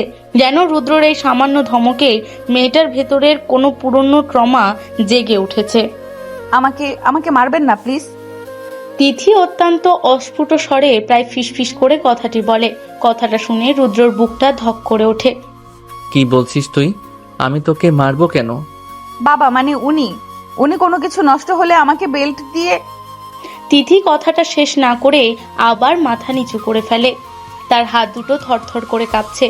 রুদ্রর ভেতরের সব রাগ মুহূর্তের মধ্যে জল হয়ে যায়। সে বুঝতে পারে এই মেয়েটা শুধু বোকা সাজার অভিনয় করে এসেছে। তার এই 19 বছরের জীবনে এমন কিছু অন্ধকার আছে যা সাধারণ মানুষের কল্পনার বাইরে। আমি তোকে মারবো না তিথি, আমি ওরকম মানুষ নই। সত্যি? হ্যাঁ সত্যি, তুই ভয় পাস না। রুদ্রর গলার স্বর এখন একদম শান্ত। সে নিচু হয়ে মেঝে থেকে ল্যাপটপটা তুলে নেয়। মেয়েটা এত ভয় পাচ্ছে কেন রুদ্র? আমি তোকে কিছুই বলিনি। মা, তুমি ওকে শাড়ি পরাটা পরে শিখিও। ওকে এখন একটু একা থাকতে দাও। আমি কি রান্নাঘরে গিয়ে বসবো? না, তুই বেডরুমে গিয়ে রেস্ট নে। আমি ল্যাপটপটা ঠিক করার ব্যবস্থা করছি। তিথি কোনো কথা না বলে শাড়িটা কোনো মতে সামলে ধরে ধীর পায়ে বেডরুমের দিকে চলে যায়। রুদ্র তার যাওয়ার পথের দিকে তাকিয়ে থাকে। এই প্রথমবার সে মেয়েটার জন্য নিজের ভেতরে একটা অদ্ভুত টান অনুভব করে। দুপুর গড়িয়ে বিকেল হয়ে আসে। ঘড়ির কাঁটায় তখন ঠিক 5টা বাজে। দুপুরের খাওয়া শেষ করে সবাই যার যার রুমে বিশ্রাম নিচ্ছে। রুদ্রের এই সাধারণ ফ্ল্যাটের নিচে একটা গোপন বেসমেন্ট আছে। বাইরে থেকে দেখলে মনে হবে এটা কোনো স্টোর রুম। এই বেসমেন্টের ভেতরেই রুদ্রর ব্যক্তিগত ইন্টেলিজেন্স ল্যাব। রুদ্র বেসমেন্টের একটা বড় মনিটরের সামনে বসে আছে। তার পাশে বসে আছে তার ইন্টেলিজেন্স টিমের টেক এক্সপার্ট বন্ধু কবির। দোস্ত, কাল রাতে সিসিটিভি ফুটেজগুলো আমি হ্যাক করে বের করেছি। প্লে কর, আমাকে মেইন গেটের ফুটেজটা দেখা। এই দেখ, রাত 8টা বেজে 20 মিনিট। মেইন গেটে মন্ত্রীর ডান হাত মির্জা দাঁড়িয়ে আছে। মির্জা ওখানে কি করছিল? ওর তো ব্যাংকুয়েট হলে থাকার কথা। ওইটা তো সন্দেহ। দেখ, মির্জা ওর পকেট থেকে একটা চাবি বের করে গার্ডকে দিচ্ছে। এটা তো পেছনের বাগানের ছোট গেটের চাবি। ঠিক বলেছিস। আর তার ঠিক 10 মিনিট পরেই ওই গেট দিয়ে হিটম্যানগুলো ভেতরে ঢুকেছে। তার মানে মির্জাই ওদের ভেতরে ঢোকার রাস্তা করে দিয়েছে। কিন্তু মির্জা মন্ত্রীকে মারতে যাবে কেন? ও তো মন্ত্রীর সবচেয়ে কাছের লোক। ওরা মন্ত্রীকে মারতে আসেনি কবির, ওরা এসেছিল তিথিকে মারতে। তিথিকে, ওই পিচ্চি মেয়েকে মেরে কার লাভ কি? লাভ আছে। তিথির নামে 1000 কোটি টাকার একটা ট্রাস্ট ফান্ড আছে। ও মরলে ওই টাকাটা মির্জা বা অন্য কেউ হাতিয়ে নিতে পারবে। ভাই, তুই তো একটা আস্ত বারুদের স্তূপে বসে আছিস। এই মেয়েকে নিয়ে তুই বাঁচবি কিভাবে? বাঁচতে আমাকে হবেই। আমাকে আগে ওই মাইক্রোচিপটা উদ্ধার করতে হবে। ঠিক সেই মুহূর্তে বেসমেন্টের ভারী লোহার দরজার বাইরে একটা খসখস শব্দ হয়। বাইরে কেউ আছে মনে হচ্ছে। মা তো এই সময় ঘুমায়, কে আসতে পারে? রুদ্র ইশারা করে কবিরকে চুপ করতে বলে। সে অত্যন্ত দ্রুত নিজের কোমর থেকে একটা লোডেড গ্লক পিস্তল বের করে। রুদ্র পা টিপে টিপে দরজার দিকে এগোয়। তার চোখ মুখ একদম শক্ত। বেসমেন্টের বাইরে কেউ কিছু একটা খুঁজছে। দরজা খুললে আমি যদি শুট করতে বলি, তুই কভার ফায়ার দিবি? রেডি আছি। রুদ্র বা হাত দিয়ে দরজার নবটা শক্ত করে ধরে এবং এক ঝটকায় দরজাটা খুলে ফেলে। ডান হাতে থাকা পিস্তলটা সে সোজা সামনের দিকে তাক করে। Hands up. কিন্তু দরজার বাইরে কোনো গুপ্ত ঘাতক নেই। সেখানে দাঁড়িয়ে আছে তিথি। তার পরনে এখনো সেই রুদ্রর বড় টি শার্ট আর তার কোলে একটা ছোট্ট নোংরা বিড়াল ছানা। মাগো, আপনি আমাকে গুলি করবেন কেন? তিথি ভয়ে বিড়াল ছানাটাকে শক্ত করে জড়িয়ে ধরে প্রায় বসে পড়ার উপক্রম হয়। রুদ্র দ্রুত পিস্তলটা নিজের পিঠের পেছন লুকিয়ে ফেলে। কবিরও হাঁপ ছেড়ে বাঁচে। চরম একটা উত্তেজনার মুহূর্ত হঠাৎ করে একটা হাস্যকর পরিস্থিতিতে পরিণত হয়। তুই এখানে কি করছিস? এটা তো স্টোর রুম। আমি তো বিড়াল ছানা খুঁজছিলাম। আমার বাড়িতে বিড়াল কোথা থেকে আসবে? রাস্তার ওই পাশের ডাস্টবিন থেকে আমি নিয়ে এসেছিলাম। ও খুব কাঁদছিল। তুই রাস্তা থেকে নোংরা বিড়াল তুলে আমার বাড়িতে নিয়ে এসেছিস? ও তো নোংরা না, আমি ওকে বাথরুমে নিয়ে আপনার শ্যাম্পু দিয়ে গোসল করিয়েছি। রুদ্রর চোখ বড় বড় হয়ে যায়। কবির পেছন থেকে শব্দ করে হেসে ফেলে। তুই আমার দামি ইম্পোর্টেড শ্যাম্পু দিয়ে রাস্তার বিড়ালকে গোসল করিয়েছিস? আপনার শ্যাম্পুটার গন্ধটা খুব সুন্দর, একদম স্ট্রবেরির মতো। ভাই, ভাবি তো চরম কিউট কাজ করেছে। ওই লোকটা কে? উনি আমাকে ভাবি বলছেন কেন? ও আমার কলিগ কবির। আর তুই এই বিড়াল নিয়ে এক্ষুনি ওপরে যা। আমি যাব, কিন্তু আপনি এই অন্ধকার ঘরে কি করছিলেন? আর আপনার হাতে ওটা কিসের লাইট জ্বলছিল? তিথি তীক্ষ্ণ দৃষ্টিতে বেসমেন্টের ভেতরের দিকে উকি দেওয়ার চেষ্টা করে। রুদ্র দ্রুত দরজাটা একটু চেপে ধরে। এখানে আমি কিছু পুরনো জিনিস খুঁজছিলাম। আপনার হাতে তো একটা বন্দুক ছিল, আমি দেখেছি। ওটা বন্দুক না, ওটা একটা ড্রিল মেশিন। আমি দেওয়াল ফুটো করার চেষ্টা করছিলাম। ড্রিল মেশিন দিয়ে তো আপনি আমাকে হ্যান্ডস আপ করতে বললেন। আমি ভাবলাম কোনো চোর এসেছে। তুই এত প্রশ্ন করছিস কেন? কারণ আমার সন্দেহ হচ্ছে। কিসের সন্দেহ? আপনি এখানে বসে নিশ্চয়ই কোনো গোপন প্ল্যান করছেন। আমাকে জানাবেন না? তোর জানার কোনো দরকার নেই। তুই শুধু বিড়াল সামলা। ঠিক আছে, জানাবেন না, কিন্তু বিড়ালটার তো ক্ষুধা পেয়েছে, ওকে তো দুধ কে দেবে? আমি কি এখন তোর বিড়ালকে দুধ খাওয়াবো? তাহলে আমি আপনার মাকে গিয়ে বলি আপনি এই ঘরে কিসব যন্ত্রপাতি নিয়ে বসে আছেন। তিথি বাঁকা হাসি দিয়ে রুদ্রর দিকে তাকায়। রুদ্র বুঝতে পারে এই মেয়েটা তাকে রীতিমতো ব্ল্যাকমেল করছে। ঠিক আছে, তুই ওপরে যা, আমি ফ্রিজ থেকে দুধ বের করে দিচ্ছি। আর শ্যাম্পুর বোতলটা বাথরুমের ফ্লোরে পড়ে আছে, ওটাও তুলে রাখবেন। তুই একটা আস্ত শয়তান পিচ্ছি। শয়তানের বউ তো শয়তানই হবে, তাই না অফিসার সাহেব? তিথি বিড়াল ছানাটাকে আদর করতে করতে ওপরে চলে যায়। রুদ্র দরজার কাছে দাঁড়িয়ে একটা দীর্ঘশ্বাস ফেলে। দোস্ত, মেয়েটা কিন্তু সাংঘাতিক চালাক। আমি জানি ও আমাকে ব্যবহার করছে বাঁচার জন্য, আর আমাকে ওকে ব্যবহার করতে হবে ওই চিপটার জন্য। কিন্তু তোর কি মনে হয় ও শেষ পর্যন্ত তোর সাথে বেইমানি করবে না? আমি জানি না কবির, এই মেয়েটার চোখের দিকে তাকালে আমার মনে হয় ও পৃথিবীর সবচেয়ে নিরীহ মানুষ। আবার ওর কথাবার্তা শুনলে মনে হয় ও একটা আস্ত ডেভিল। সাবধানে থাকিস ভাই, মন্ত্রীর মেয়ে বলে কথা। তোর কাজ তুই কর, আমি আসছি। রুদ্র বেসমেন্টের দরজা আটকে দিয়ে ওপরের তলার দিকে পা বাড়ায়। তার মাথার ভেতর এখন অনেকগুলো ছক একসাথে ঘুরছে। এই পিচ্চি বউর সাথে তার এই অদ্ভুত সংসারটা যেন খুব শীঘ্রই একটা বড় ধরনের ঝড়ের মুখে পড়তে যাচ্ছে, সেটা সে খুব ভালো করে বুঝতে পারছে। পরের দিন রাতে সে বিড়ালছানা পর্ব এবং চাপা উত্তেজনার পর সকালটা বেশ শান্তভাবে শুরু হয়েছিল। কিন্তু সকালের নাস্তার টেবিলে বসে তিথি এক নতুন বায়না ধরে বসে, যা শুনে রুদ্র কপালে চিন্তার ভাঁজ আরো গভীর হয়। আমি আজ কলেজে যাব। তোর কি মাথা খারাপ হয়ে গেছে? রুদ্র চায়ের কাপটা টেবিলে নামিয়ে রেখে অত্যন্ত বিরক্তি নিয়ে তিথির দিকে তাকায়। মাথা খারাপ হবে কেন? আমার আজ কেমিস্ট্রি প্র্যাকটিক্যাল এক্সাম আছে। তুই কি কাল রাতের ঘটনাটা ভুলে গেছিস? তোকে কেউ খুঁজছে। খুঁজুক, তাই বলে কি আমি আমার পড়াশোনা ছেড়ে দেব? পড়াশোনা পরে করিস, আগে তোকে বাঁচতে হবে। আমি এক্সাম না দিলে ফেল করব, আর ফেল করলে বাবা আমাকে আস্ত রাখবে না। রোগিয়া বেগম রান্নাঘর থেকে পরোটা ভাজতে ভাজতে তাদের কথা শুনছিলেন। তিনি একটা প্লেটে পরোটা নিয়ে ডাইনিং টেবিলে এসে রাখেন। ও যখন যেতে চাইছে তখন যেতে দে না রুদ্র। মা, তুমি পরিস্থিতি বুঝতে পারছো না, বাইরে ওর জন্য বিপদ আছে। বিপদ তো আমারও আছে। ও সারাদিন বাড়িতে থাকলে আমার প্রেশার এমনিতেই বেড়ে যায়। শুনলেন তো, শাশুড়ি মাও চাইছেন আমি কলেজে যাই। মা তোকে তাড়িয়ে বাঁচতে চাইছে, আর তুই সেটা নিয়ে গর্ব করছিস। যেটাই হোক আমি কলেজে যাবই। অসম্ভব, আমি কিছুতেই পারমিশন দেব না। আপনার পারমিশন আমার লাগবে না। আমি বাবাকে ফোন করে বডিগার্ড পাঠাতে বলছি। তিথি জেদ ধরে নাস্তার টেবিল থেকে উঠে পড়ে। রুদ্র বুঝতে পারে এই মেয়েকে জোর করে আটকে রাখা যাবে না, উল্টো সে যদি মন্ত্রীর লোকেদের ডাকে তবে পরিস্থিতি আরো জটিল হবে। দাঁড়া, মন্ত্রীকে ফোন করতে হবে না। তাহলে আপনি আমাকে যেতে দিচ্ছেন? হ্যাঁ দিচ্ছি, কিন্তু তুই একা যাবি না। তাহলে কার সাথে যাব? আপনি যাবেন আমার সাথে? আমি তোর সাথে গেলে সবাই আমাকে চিনে ফেলবে। আমি অন্য ব্যবস্থা করছি। কি ব্যবস্থা? তোর ওই বোকা বডিগার্ড কুদ্দুসকে আমি খবর দিচ্ছি, ও ওর টিম নিয়ে তোকে এসকর্ট করে নিয়ে যাবে। কুদ্দুস তো একটা গাধা, ও আমাকে কিভাবে বাঁচাবে? ওকে শুধু তোর পাশে ছায়ার মতো থাকতে বলবি, বাকিটা আমি দেখছি। তিথি আর কোনো কথা না বাড়িয়ে নিজের ঘরে চলে যায় রেডি হওয়ার জন্য। রুদ্র দ্রুত তার ফোনটা বের করে কবিরকে একটা মেসেজ টাইপ করতে শুরু করে। সকাল 11টা। ধানমন্ডির একটা স্বনামধন্য প্রাইভেট কলেজের ক্যাম্পাস আর ছাত্রছাত্রীদের পদচারণায় বেশ সরগম। কড়া পাহারায় তিথিকে নিয়ে কুদ্দুস আলী কলেজের গেটে এসে পৌঁছায়। আফা, আমার কিন্তু খুব ডর করতেছে। তোর আবার কিসের ডর? তুই না বডিগার্ড? বডিগার্ড তো ঠিক আছে আফা, কিন্তু সেদিন রাতে যেভাবে গুলি চালালো আমার তো জান কবজ হইয়া দোষা। তুই একদম চুপ থাকবি, আমি ল্যাবে ঢুকছি। তুই দরজার বাইরে দাঁড়িয়ে থাকবি। জি আফা, আমি এক পাও নরুম না। তিথি কলেজের দ্বিতীয় তলায় কেমিস্ট্রি ল্যাবের দিকে এগিয়ে যায়। করিডোরে ছাত্রছাত্রীদের বেশ ভিড়। ল্যাবের ভেতর তখনও কোনো শিক্ষক আসেননি।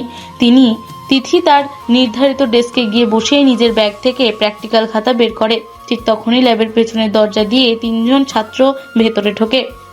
তাদের কাঁধে ব্যাগ, কিন্তু চোখে মুখে একটা অস্বাভাবিক কাঠিন্য। ছাত্র 3জন ল্যাবের মেন দরজার দিকে এগিয়ে গিয়ে ভেতর থেকে ছিটকে নিয়ে আটকে দেয়। তিথি খাতা তুলে মুখ তুলে সেদিকে তাকায়। তোমরা দরজা আটকাচ্ছ কেন? ছেলে 3টির মধ্যে একজন, যার মুখে একটা হালকা কাটা দাগ আছে, সে ধীর পায়ে তিথির ডেস্কের দিকে এগিয়ে আসে। দরজাটা আটকে দিলাম যাতে তোমার বডিগার্ড ভেতরে আসতে না পারে। মানে কি? তোমরা কারা? আমরা তোমার জম। কাল রাতে তুমি বেঁচে গেছো, কিন্তু আজ আর পালাতে পারবে না। তিথি আতঙ্কে কয়েক পা পিছিয়ে যায়। ছেলেটির কথা শেষ হতেই বাকি দুজন তাদের ব্যাগের ভেতর থেকে ধারালো চাপাতি বের করে। ঠিক সেই মুহূর্তে ল্যাবের সাথে সংযুক্ত প্রিপারেশন রুমের যেখানে কেমিক্যাল রাখা হয় দরজাটা ক্যাচ করে খুলে যায়। ভেতর থেকে বেরিয়ে আসেন একজন অত্যন্ত নার্ভাস চেহারার লোক। পরনে একটা ঢিলেঢালা পুরনো চেক শার্ট, চোখে মোটা ফ্রেমের চশমা আর মাথার চুলগুলো একপাশে চ্যাপটা করে আঁচড়ানো। এক্সকিউজ মি, তোমরা কি সবাই সেকেন্ড ইয়ারের স্টুডেন্ট? লোকটার কাপা কাপা গলা আর হাতে ধরা একটা জ্যামিতি বক্স দেখে গুন্ডারা বিরক্ত হয়ে তার দিকে তাকায়। এই বইরা কে রে? তুই কোত্থেকে আইলি? আমি তোমাদের নতুন সাবস্টিটিউট প্রফেসর। আমার নাম রুহুল আমিন। তিথি লোকটির দিকে তাকিয়ে আক্ষরিক অর্থে হা হয়ে যায়। মোটা চশমা আর নার্ভাস বডি ল্যাঙ্গুয়েজের আড়ালে এই লোকটার কেউ নয়, স্বয়ং রুদ্র। এই মাস্টার, চুপচাপ ওইদিকে মুখ ঘুরা খাড়ায় থাক। চিল্লা পাল্লা করলে তোরেও কাইটা ফালামু। ও মা গো, তোমরা ক্লাসরুমে এসব কি নিয়ে এসেছো? এগুলো তো বেআইনি। রুদ্র এমন ভাবে কাঁপতে শুরু করে যেন সে জীবনে প্রথমবার অস্ত্র দেখছে। তার হাত থেকে ধপাস করে জ্যামিতির বক্সটা নিচে পড়ে যায়। আরে বইরারে আগে সরা তো, ঘ্যান ঘ্যান করতাছে। পেছনের একজন গুন্ডা চাপাতি হাতে রুদ্রর দিকে তেড়ে যায়। রুদ্র ভয়ে দু হাত দিয়ে নিজের মুখ ঢাকার অভিনয় করে। গুন্ডাটা রুদ্রর কলার ধরতে যাবে, ঠিক তখনই রুদ্রর পা যেন ভুলবশত ল্যাবের একটা টুলের সাথে আটকে যায়। সে সোজা গুন্ডাটার গায়ের উপর পড়ে গিয়ে পড়ে। পড়ার ঠিক আগের মুহূর্তে রুদ্র অত্যন্ত সুকৌশলে জ্যামিতি বক্স থেকে ছিটকে পড়া তীক্ষ্ণ কাটা কম্পাসটা তুলে নেয়।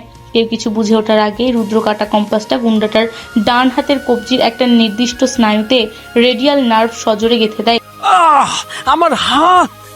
স্নায়ুতে আঘাত লাগায় গুন্ডাটার হাত সাথে সাথে অবশ হয়ে যায় এবং চাপাতিটা মেঝেতে পড়ে ঝনঝন শব্দ হয়। ওরে বাবারে, আমি তো পড়ে যাচ্ছিলাম। তোমার হাতে কি কিছু ফুটেছে বাবা? রুদ্র অত্যন্ত নার্ভাস ভাবে উঠে দাঁড়ায়, যেন সে কিছুই জানে না। তিথি মুগ্ধ হয়ে এই অ্যাকশন দেখছে। হারামজাদা মাস্টার, তুই ওর হাতে কি মারছিস? কাটা দাগওয়ালা ছেলেটা এবার ক্ষিপ্ত হয়ে রুদ্রর দিকে দৌড়ে আসে। আমি তো কিছু করিনি, আমি তো শুধু ডাস্টারটা খুঁজছিলাম। রুদ্র পেছনের ব্ল্যাকবোর্ডের নিচ থেকে চক পাউডার ভর্তি এক বিশাল ডাস্টার হাতে তুলে নেয়। ছেলেটা যখনই রুদ্রর বুকের কাছে এসে চাপাতি চালাতে যাবে, রুদ্র ভয়ে ডাস্টারটি সোজা ছেলেটির চোখের ওপর আছড়ে মারে। আমার চোখ, আমি কিছু দেখতে পারতাছি না। ছেলেটা চোখ চেপে ধরে ব্যথায় চিৎকার করতে থাকে। ঘন চক পাউডারে তার চোখ জ্বলে যাচ্ছে। তৃতীয় গুন্ডাটা বুঝতে পারে এই শিক্ষক সাধারণ কেউ নয়। সে এবার চাপাতি বাদ দিয়ে নিজের প্যান্টের পকেট থেকে একটা ছোট্ট পিস্তল বের করে রুদ্রের দিকে তাক করে। মাস্টার, এবার তুই শেষ। রুদ্রর চোখ চশমার আড়ালে তীক্ষ্ণ হয়ে ওঠে, কিন্তু তার বডি ল্যাঙ্গুয়েজ তখনও এক ভীতু শিক্ষকের মতো। বন্দুক, আমাকে মেরো না বাবা, আমি তো শুধু কেমিক্যাল টেস্ট করছিলাম। রুদ্র ভয়ে পেছাতে পেছাতে ল্যাবের টেবিলের ওপর রাখা একটা কাচের বিকার হাতে তুলে নেয়। বিকারে ছিল কনসেন্ট্রেটেড সালফিউরিক অ্যাসিড H2SO4। গুন্ডাটা পিস্তলের ট্রিগার চাপতে যাবে, ঠিক সেই মুহূর্তে রুদ্র ভয়ে কাঁপতে কাঁপতে বিকারের অ্যাসিডটুকু সোজা গুন্ডাটার পিস্তল ধরা হাতের উপর ছুঁড়ে মারে। জয়লা গেল, আমার হাত জয়লা গেল। অ্যাসিডের তীব্রতায় গুন্ডাটার চামড়া পুড়তে শুরু করে এবং যন্ত্রণায় সে পিস্তলটা ফ্লোরে ফেলে দেয়। অ্যাসিড ফ্লোরে পড়তেই সেখান থেকে একটা ধোঁয়া সৃষ্টি হয়। হাই হাই, অ্যাসিড পড়ে গেল। তোমরা এসব কি করছো ক্লাসরুমে? রুদ্র দ্রুত নিজের চশমাটা ঠিক করে নেয়। মাত্র 1 মিনিটের মধ্যেই 3 জন প্রফেশনাল হিটম্যান মেঝেতে পড়ে কাতরাচ্ছে। তিথি বাকরুদ্ধ হয়ে তাকিয়ে আছে। সে বুঝতে পারছে না যে একটা মানুষ কিভাবে একজন বোকা শিক্ষকের অভিনয় করতে করতে এত নিখুঁত অ্যাকশন করতে পারে। এই মেয়ে, তুমি দাঁড়িয়ে আছো কেন? বাইরে গিয়ে সিকিউরিটিকে ডাকো। হ্যাঁ, আমি ডাকছি। তিথি দ্রুত দরজার ছিটকিনি খুলে বাইরে যায়। কুদ্দুস আর কলেজের গার্ডরা তখন করিডোরে দৌড়াদৌড়ি শুরু করছে। দুপুরে এই ভয়ানক ঘটনার পর স্থানীয় পুলিশ আসার আগেই রুদ্র সবার অলক্ষ্যে তার ছদ্মবেশ খুলে সেখান থেকে বেরিয়ে আসে। পরবর্তীতে কুদ্দুসের মাধ্যমে তিথিকে কড়া নিরাপত্তায় মিরপুরের ফ্ল্যাটে ফিরিয়ে আনা হয়। এরপর সারাটা বিকেল আর সন্ধ্যা তিথি নিজের ঘরের ভেতর গুম হয়ে বসে থাকে। সে বুঝতে পেরেছে মৃত্যু তার খুব কাছাকাছি ঘুরছে। চরম আতঙ্কে তার মুখ দিয়ে একটা কথাও বের হয়নি। ঘড়ির কাঁটায় তখন রাত 11টা বাজে। মিরপুরের ফ্ল্যাটের চারিদিকে এখন একদম নীরবতা। রুদ্র শোবার ঘরে হালকা নীল রঙের একটা ডিম লাইট জ্বলছে। তিথি বিছানার এক কোণে হাঁটুতে মুখ গুজে বসে আছে। তার শরীরটা মাঝে মাঝে হালকা কেঁপে উঠছে। ঠিক তখন ঘরের দরজা ঠেলে রুদ্র ভেতরে ঢোকে। তার হাতে এক গ্লাস পানি।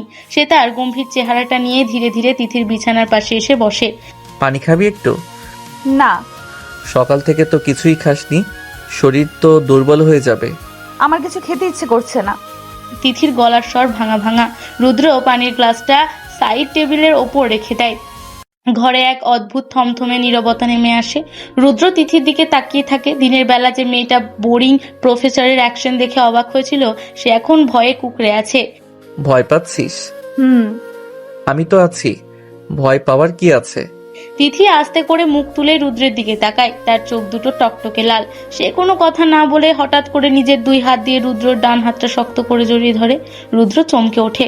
তার মতো একজন স্পেশাল অফিসারের জীবনে এমন ইমোশনাল মুহূর্ত এর আগে কখনো আসেনি। সে হাতটা সরিয়ে নেওয়ার বদলে তিথির হাতটা হালকা করে চেপে ধরে।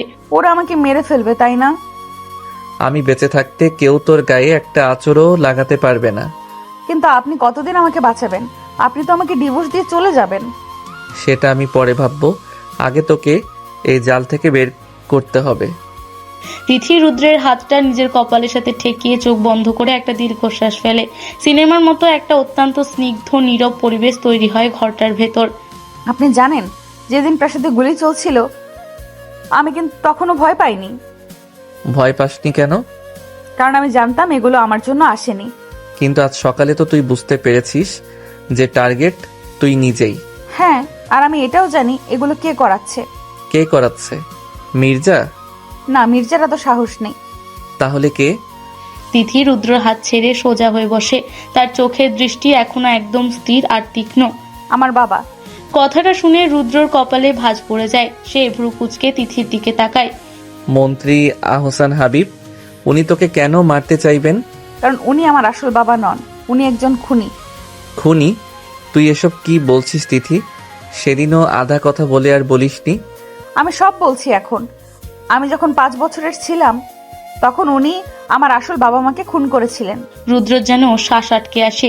সে অবিশ্বাস নিয়ে মেয়েটার দিকে তাকিয়ে থাকে। তুই এসব আগে জানতি? তাহলে এতদিন ওই বাড়িতে থাকলি কিভাবে? কারণ আমার আর কোনো উপায় ছিল না। উনি আমাকে দত্তক নিয়েছিলেন শুধু আমার নামে থাকা 1000 কোটি টাকার ট্রাস্ট ফান্ডটার জন্য। কিন্তু তুই তো বললি 18 বছর বয়স হলে টাকাটা তুই পাবি। উনি তোকে এখন মারলে টাকা কিভাবে পাবেন? কারণ আমি যদি 18 বছর পূর্ণ হওয়ার আগে কোনো দুর্ঘটনায় মারা যাই, তাহলে এই ট্রাস্টের সব টাকা লিগ্যাল গার্জিয়ান হিসেবে বাবার অ্যাকাউন্টে ট্রান্সফার হয়ে যাবে। মাই গড, তার মানে সেই রাতের হিটম্যানগুলো তোর বাবাই পাঠিয়েছিল? হ্যাঁ, আর উনি ভেবেছিলেন আমি মারা যাওয়ার পর উনি মিডিয়ার সামনে গিয়ে কান্নাকাটি করে মানুষের সিম্প্যাথি কুড়াবেন। রুদ্র স্তব্ধ হয়ে বসে থাকে। তার কাছে এখন পুরো ছকটা পরিষ্কার হয়ে যাচ্ছে। আহসান হাবিব কতটা ধূর্ত এবং ঠান্ডা মাথার খুনি সেটা বুঝতে রুদ্রর আর বাকি নেই। কিন্তু তুই সেই রাতে পালাচ্ছিলি কেন? তুই তো মারা যাসনি।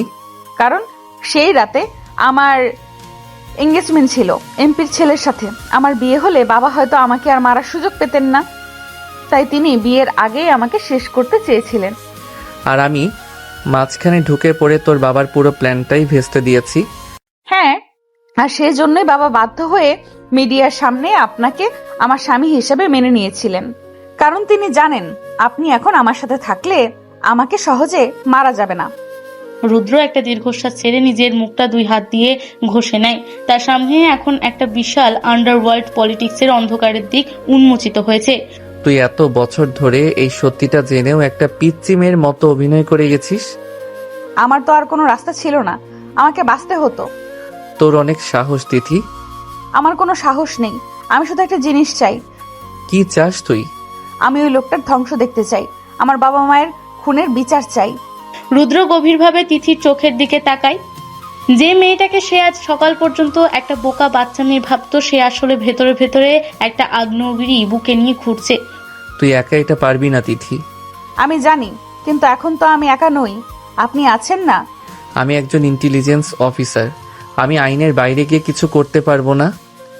আমি আপনাকে আইনের বাইরে যেতে বলছি না, আপনি শুধু আমাকে বাবার ওই গোপন সিন্দুক পর্যন্ত পৌঁছে দিন। সিন্দুক? ওই সিন্দুকে কি আছে? ওই সিন্ধুকে শুধু আপনার ওই মাইক্রোস্কোপটাই নেই, সেখানে বাবার সব কালো টাকার হিসেব আর আমার বাবা মায়ের খুনের প্রমাণও আছে। রুদ্র বুঝতে পারে তাদের দুজনের লক্ষ্য এখন এক বিন্দুতে এসে মিলেছে। সে তিথির কাঁধে একটা ভরসার হাত রাখে। ঠিক আছে, আমি তোকে সাহায্য করব, কিন্তু এর জন্য তোকে আমার সব কথা শুনতে হবে। আমি শুনবো, কিন্তু আপনি আমাকে মাঝপথে ছেড়ে যাবেন না তো? না, আমি কথা দিচ্ছি কখনো ছেড়ে যাব না। তিথি হালকা হেসে রুদ্রের দিকে তাকায়। ভয় আর অন্ধকারের মাঝেই প্রথমবার মেয়েটার মুখে একটা ভরসার হাসি ফুটে ওঠে। এই রাতটাই যেন তাদের দুজনের সম্পর্ক আর গল্পের মোড় পুরোপুরি ঘুরিয়ে দেয়।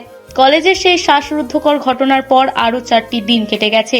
এই 4 দিনে রুদ্র আর তিথি খুব সন্তর্পণে তাদের পরবর্তী পদক্ষেপের ছক কষেছে। আজ সন্ধ্যা 7টা ঢাকার র্যাডিসন ব্লু হোটেলের বিশাল ব্যাংকোয়েট হলে মন্ত্রী আহসান হাবিবের একটা পলিটিক্যাল গালা পার্টির আয়োজন করা হয়েছে। মিরপুরের ফ্ল্যাটে তিথি রেডি হচ্ছে আর রুদ্র ড্রয়িং রুমে দাঁড়িয়ে ঘড়ি দেখছে। তোর কি রেডি হতে সারা রাত লাগবে? আমি তো প্রায় রেডি, শাড়ির কুচিটা ঠিক করে নিচ্ছি। আজ কিন্তু কোনো ভুল করা যাবে না। তোর বাবার ওই পার্টিতেই তার সব গোপন ডেটা সার্ভারে থাকবে। আমি জানি আমার কাজ শুধু বাবাকে কথার জালে আটকে রাখা। ঠিক তখনই তিথি রুম থেকে বেরিয়ে আসে, পরনে একটা কালো রঙের ছিমছাম শাড়ি, চুলগুলো খোলা। রুদ্র কয়েক সেকেন্ডের জন্য মুগ্ধ দৃষ্টিতে তাকিয়ে থাকে, কারণ এই পিচ্চি মেয়েটাকে আজ সত্যিই খুব পরিণত আর সুন্দর লাগছে। তোকে কিন্তু আজ একদম অন্যরকম লাগছে। খারাপ লাগছে না, তবে তুই যে ভেতরে ভেতরে এত বড় একটা প্ল্যান নিয়ে ঘুরছিস সেটা কেউ তোর মুখ দেখে বুঝবে না। সেটাই তো আমার প্লাস পয়েন্ট অফিসার সাহেব, কেউ আমাকে সন্দেহ করবে না। কিন্তু তুই কি শিওর যে আজ রাতেই ওই সার্ভারে তোর বাবা মায়ের খুনের প্রমাণ থাকবে? হ্যাঁ, কারণ কাল আমার 18 বছর পূর্ণ হবে। আজ রাতেই মির্জা আঙ্কেল আর বাবা ট্রাস্ট ফান্ডের সব পেপারস রেডি করবে। ঠিক আছে, আমি সার্ভার রুমে ঢুকে ডেটা হ্যাক করব। তুই শুধু নজর রাখবি কেউ যেন সেদিকে না যায়। তারা দুজনে বাড়ি থেকে বেরিয়ে গাড়িতে ওঠে। রাতের জ্যাম পেরিয়ে ঠিক 8টায় তাদের গাড়ি রেডিসন হোটেলের পোর্টিকে এসে পৌঁছায়। হোটেলের ব্যাংকোয়েট হল তখন ভিআইপি অতিথি আর পলিটিশিয়ানদের ভিড়ে জমজমাট। মন্ত্রী আহসান হাবিব এবং তার ডান হাত মির্জা এক কোনায় দাঁড়িয়ে কথা বলছিলেন। তিথি আর রুদ্রকে একসাথে ঢুকতে দেখে মন্ত্রীর মুখটা কালো হয়ে যায়। আসসালামু আলাইকুম বাবা, কেমন আছো তুমি? ওয়ালাইকুম আসসালাম। তুই এখানে কি করছিস তিথি? তোকে না আমি বাড়িতে থাকতে বলেছিলাম? বাড়িতে তো আমার একা একা ভালো লাগে না বাবা, আর রুদ্র বলল আমাকে এখানে নিয়ে আসবে। তিথি অত্যন্ত নিখুঁতভাবে একটা বোকা আর আদুরে মেয়ের অভিনয় শুরু করে দেয়। রুদ্র মন্ত্রীর দিকে তাকিয়ে হালকা মাথা নাড়ে। আসসালামু আলাইকুম মন্ত্রী সাহেব, ও খুব জেদ করছিল তাই নিয়ে এলাম। তা সাবধানে রেখো ওকে। আমরা কিন্তু কালকে হেডলাইনের কোনো আজে বাজে খবর চাই না। আপনি নিশ্চিন্ত থাকুন। মন্ত্রী অন্য অতিথিদের সাথে কথা বলতে ব্যস্ত হয়ে পড়েন। মির্জা আর চোখে রুদ্রের দিকে তাকাতে থাকে। রুদ্র বুঝতে পারে মির্জা তাকে সন্দেহ করছে। আমি এবার সার্ভার রুমের দিকে যাচ্ছি, তুই মির্জাকে ব্যস্ত রাখ। ঠিক আছে, আপনি সাবধানে যাবেন। রুদ্র ভিড়ের সাথে মিশে গিয়ে ধীরে ধীরে ব্যাংকোয়েট হলের পেছনের করিডোরের দিকে চলে যায়। অন্যদিকে তিথি মির্জার সামনে গিয়ে দাঁড়ায়। আঙ্কেল, আপনি এখানে একা দাঁড়িয়ে আছেন কেন? খাবার খাবেন না? খাবো মামা, তুমি খেয়েছো? না, আমার রুদ্রর জন্য অপেক্ষা করতে হবে, ও ওয়াশরুমে গেছে। ওয়াশরুমে? কিন্তু ওই দিকের করিডোর তো বন্ধ। তাই নাকি? আমি তো দেখলাম ও ওদিকেই গেল। মির্জার চোখে সন্দেহের ছায়া ঘনীভূত হয়। সে তিথিকে পাশ কাটিয়ে দ্রুত পেছনের করিডোরের দিকে পা বাড়ায়। তিথি বুঝতে পারে রুদ্র বিপদে পড়তে যাচ্ছে। এদিকে রুদ্র হোটেলের সিকিউরিটি কন্ট্রোল রুমের গার্ডকে অজ্ঞান করে ভেতরে সার্ভার প্যানেল নিজের পেন ড্রাইভ লাগিয়ে দিয়েছে। স্ক্রিনে ডেটা ট্রান্সফার হচ্ছে 70%, 80%। হঠাৎ কন্ট্রোল রুমের দরজাটা সজোরে খুলে যায়। মির্জা তার হাতে একটা সাইলেন্সার লাগানো পিস্তল নিয়ে ভেতরে ঢোকে। আমি জানতাম তুই কোনো সাধারণ লোক না। তুই কে? আমি যেই হই না কেন মির্জা সাহেব, আপনার সময় শেষ। আমার না, সময় তো শেষ। মির্জার টিগার চাপার আগেই রুদ্র বিদ্যুতের বেগে নিচু হয়ে যায় এবং নিজের পা দিয়ে মির্জার হাতে সজোরে লাথি মারে। পিস্তলটা ছিটকে দূরে গিয়ে পড়ে। দুজনের মধ্যে তীব্র ধস্তাধস্তি শুরু হয়। রুদ্র প্রফেশনাল মুভের কাছে মির্জা বেশিক্ষণ টিকতে পারে না। রুদ্র তাকে ফ্লোরে আছড়ে ফেলে জ্ঞান হারানো পর্যন্ত একটি নির্দিষ্ট নার্ভে চাপ দিয়ে রাখে। স্ক্রিনে তখন 100% কমপ্লিট লেখা ওঠে। রুদ্র পেন ড্রাইভটা পকেটে ঢুকিয়ে দ্রুত কন্ট্রোল রুম থেকে বেরিয়ে আসে। তিথি, কাজ হয়ে গেছে, জলদি বের হ। মির্জা আঙ্কেল কোথায়? ওর ব্যবস্থা আমি করেছি। কেউ কিছু বোঝার আগে আমাদের পার্কিংয়ে যেতে হবে। তারা দুজন দ্রুত ভিড় এড়িয়ে আন্ডারগ্রাউন্ড পার্কিং লটের দিকে চলে যায়। কিন্তু তারা পার্কিং লটে পৌঁছাতে তাদের চারপাশ থেকে 10-12 জন সশস্ত্র গার্ড ঘিরে ধরে। মন্ত্রীর সিকিউরিটি চিফ সামনে এগিয়ে আসে, তার হাতে অটোমেটিক রাইফেল। মিনিস্টার স্যারের অর্ডার আছে আপনাদের দুজনকেই এখানেই শেষ করে দিতে। তুই কি পাগল? মন্ত্রীর মেয়েকে তোরা মারবি? স্যারের কাছে এখন ট্রাস্ট ফান্ডের চেয়ে নিজের পলিটিক্যাল ক্যারিয়ার বেশি দামি। আপনারা বড্ড বেশি জেনে গেছেন। পরিস্থিতি পুরোপুরি নিয়ন্ত্রণের বাইরে। রুদ্র নিজের কোমর থেকে পিস্তল বের করে, কিন্তু এতজনের সামনে একা ফাইট করা অসম্ভব।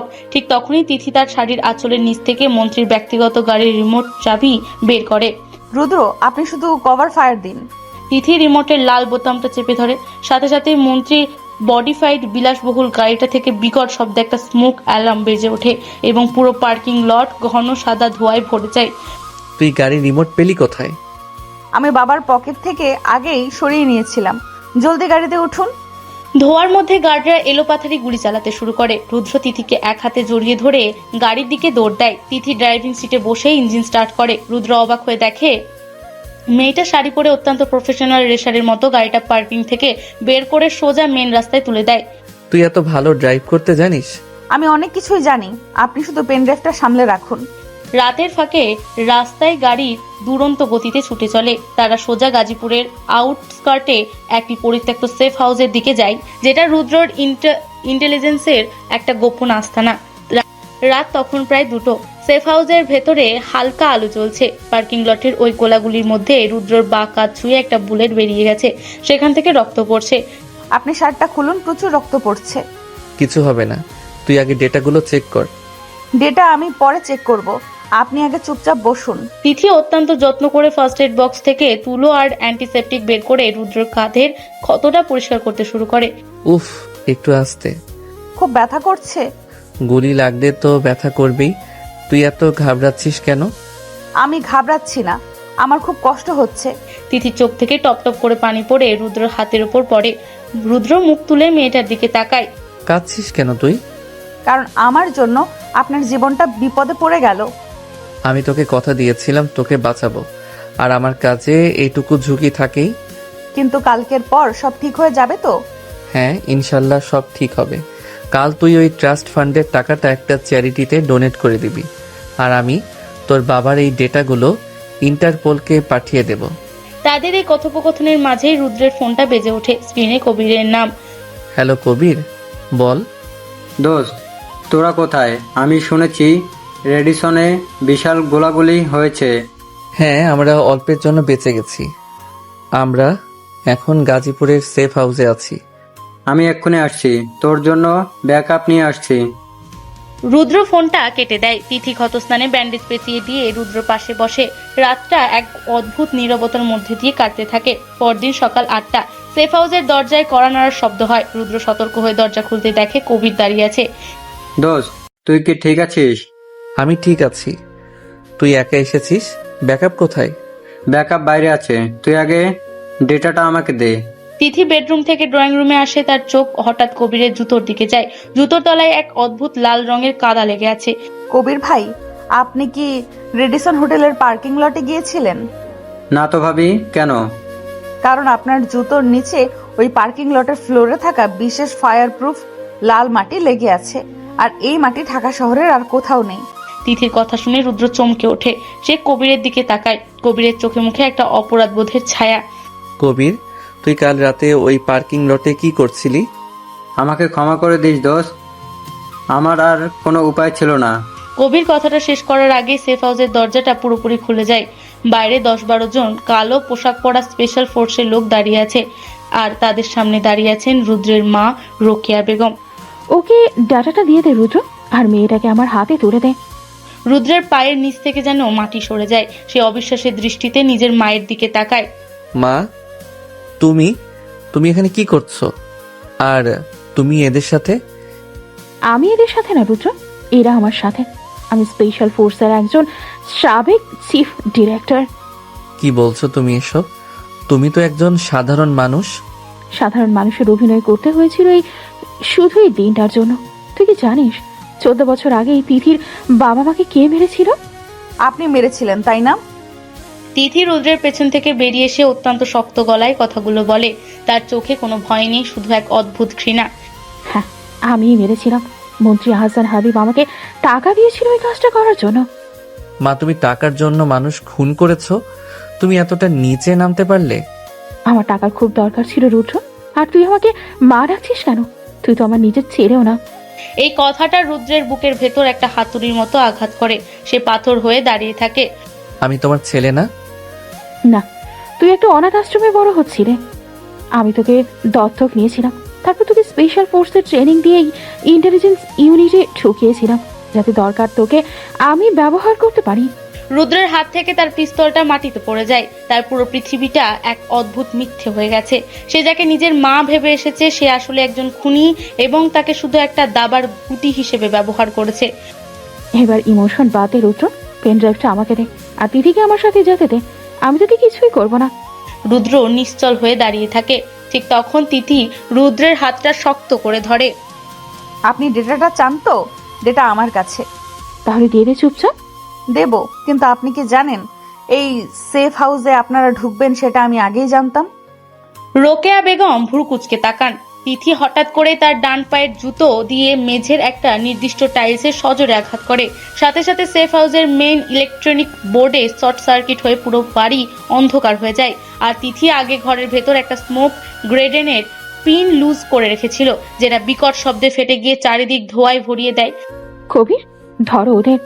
কিন্তু ততক্ষণে অনেক দেরি হয়ে গেছে। রুদ্র তার ট্রেনিং এর সাহায্যে অন্ধকারে তিথিকে টেনে নিয়ে সেফ হাউসের পেছনে গোপন হ্যাচ দরজা দিয়ে জঙ্গলের দিকে পালিয়ে যায়। জঙ্গলের ভেতর দিয়ে দৌড়াতে দৌড়াতে তারা একটা পরিত্যক্ত কার্গো ট্রেনের বগিতে এসে আশ্রয় নেয়। রুদ্র ফ্লোরে বসে দুহাত নিজের মাথা চেপে ধরে। সে মানসিকভাবে পুরোপুরি ভেঙে পড়েছে। রুদ্র, আপনি ঠিক আছেন? সব মিথ্যে তিথি। আমার পরিচয়, আমার মা, আমার পেশা, সব মিথ্যে। আমি কার জন্য লড়ছি? তিথি ধীরে ধীরে রুদ্রের কাছে গিয়ে বসে। সে নিজের শাড়ির আঁচল দিয়ে রুদ্রের কপালের ঘাম মুছিয়ে দেয়। আপনি মিথ্যা নন। আপনার ভেতরের ভালো মানুষটা মিথ্যা নয়। আমি এখন কি করব? আমি তো সব হারিয়ে ফেললাম। সব হারাননি, আমি তো আছি। আপনি একটা নকল মা হারিয়েছেন ঠিকই, কিন্তু একজন সত্যিকারের জীবনসঙ্গী পেয়েছেন। এবার লড়াইটা আমরা একসাথে করব। এই চরম বিপদের মাঝেও রুদ্র তিথির চোখের দিকে তাকিয়ে একটা অদ্ভুত শান্তি খুঁজে পায়। সেই মেয়েটাকে কপালে একটা হালকা চুমু খায়। তোর আজ জন্মদিন না? হ্যাঁ, আজ আমার 18 বছর পূর্ণ হলো। তাহলে আজকে এই খেলার শেষ চালটা আমি খেলবো।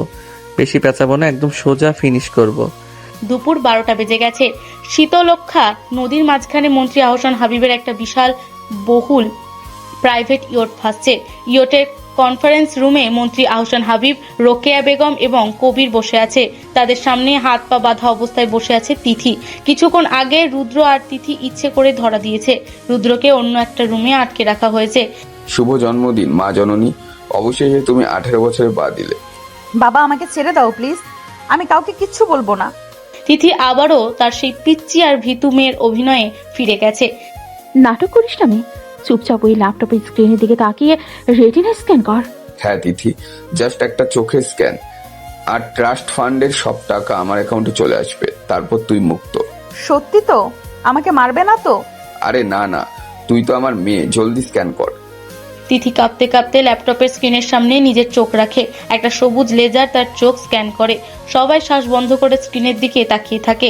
স্ক্রিনে প্রসেসিং লেখা ওঠে, কিন্তু কয়েক সেকেন্ড পর হঠাৎ স্ক্রিনটা সবুজ হওয়ার বদলে টকটকে লাল হয়ে ওঠে। স্ক্রিনে বড় বড় করে লেখা ওঠে protocol 0 RAB and Interpol alert activated. কি হলো এটা? টাকা কোথায়? টাকা তো আমি সকালে ট্রেনে বসেই একটা এতিমখানার অ্যাকাউন্টে ট্রান্সফার করে দিয়েছি বাবা। তিথির গলা থেকে ভয়ের লেশমাত্র নেই। সে বাঁকা হেসে মন্ত্রীর দিকে তাকায়। হারামজাদি, তুই আমাদের সাথে গেম খেললি? রোকেয়া বেগম পিস্তল বের করতে যাবে, ঠিক তখনই ইয়টের ছাদের কাঁচ প্রচন্ড শব্দে ভেঙে যায়। রুদ্র একটা দড়ি ধরে সোজা কনফারেন্স রুমের ভেতর লাফ দিয়ে পড়ে। তার হাতে একটা অটোমেটিক রাইফেল। সে চোখের পলকে কবিরের পায়ে গুলি করে তাকে মেঝেতে ফেলে দেয়। কেউ নড়বে না, গেম ওভার। রুদ্র, তুই ভেবেছিস এই খেলনা বন্দুক দিয়ে আমাকে ভয় দেখাবি? বাইরে তাকিয়ে দেখুন মন্ত্রী সাহেব। মন্ত্রী আর রোকেয়া জানালার বাইরে তাকিয়ে দেখে চারিদিক থেকে র্যাবের স্পেশাল ফোর্সের স্পিড বোট ইয়টটাকে ঘিরে ফেলেছে। আকাশের ওপর থেকে একটা পুলিশ হেলিকপ্টার চক্কর দিচ্ছে। তুই তোর নিজের মায়ের সাথে বেইমানি করিস রুদ্র? তুমি তো সকালে নিজেই বললে আমি তোমার ছেলে না। আর আমি বেইমানি করিনি, আমি শুধু আমার দেশের আর আমার স্ত্রীর প্রতি ডিউটি পালন করেছি। তিথি নিজের হাতের বাঁধন আগেই খুলে ফেলেছিল। সে রুদ্রের পাশে গিয়ে দাঁড়ায়।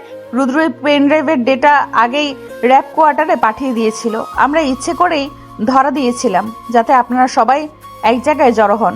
কয়েক মিনিটের মধ্যেই র্যাবের অফিসাররা ভেতরে প্রবেশ করে মন্ত্রী আহসান হাবিব, রোকেয়া বেগম এবং কবিরকে অ্যারেস্ট করে নিয়ে যায়। রোকেয়া যাওয়ার সময় শেষবারের মতো রুদ্রের দিকে তাকায়, কিন্তু রুদ্র তার দিক থেকে মুখ ফিরিয়ে নিয়ে তিথির হাত শক্ত করে ধরে। এই ঘটনার পর 4 মাস কেটে গেছে। শীতের স্নিগ্ধ বিকেল, সিলেটের একটি চা বাগানের মাঝখানে থাকা সুন্দর একটা রিসোর্টের ব্যালকনি। রুদ্র এখন ইন্টেলিজেন্সের ডিরেক্টর প্রমোশন পেয়েছে। সে ব্যালকনিতে দাঁড়িয়ে কফি খাচ্ছে। এমন সময় তিথি দৌড়ে আসে, পরনে একটা বিশাল বড় ওভারসাইজড হুডি, হাতে এক গ্লাস চকলেট মিল্কশেক। রুদ্র, আমার বিড়াল ছানাটাকে দেখেছেন? তোর বিড়াল কি আমি পকেটে নিয়ে ঘুরি? আপনি নিশ্চয়ই ওকে বকা দিয়েছেন।